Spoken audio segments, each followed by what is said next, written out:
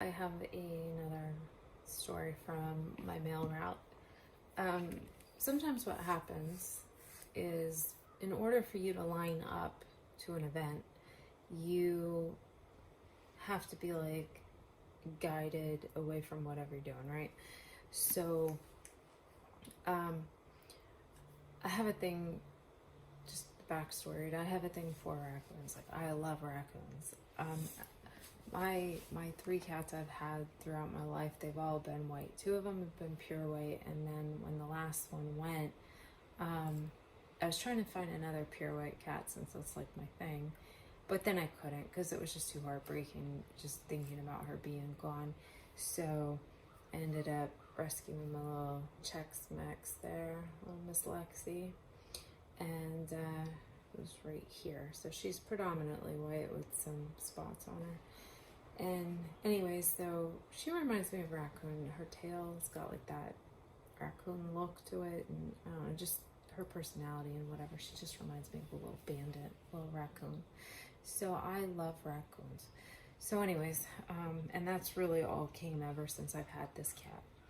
So on my mail route, sometimes this will happen to line you up, and it'll happen out in regular life too if you ever pay attention to it. So I put my last piece of mail in, and my mail got like jumbled out of order somehow, and I blew past like all these houses, like 5 or 6 houses, and I'm like, no, wait a minute, something's wrong. These houses have to have mail.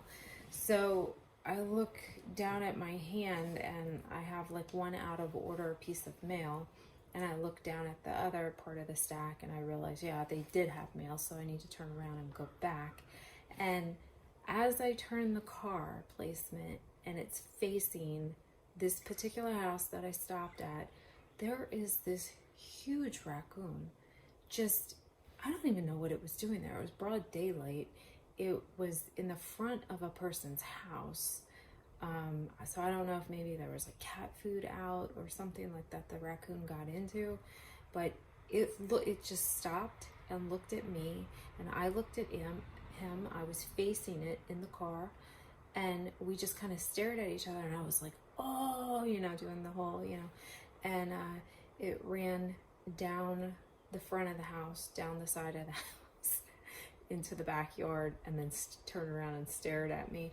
But I mean, there was that moment, like of just like, we just like connected, locked eyes, and I would have totally missed it. I would have never seen it if I had stayed on my path doing my route.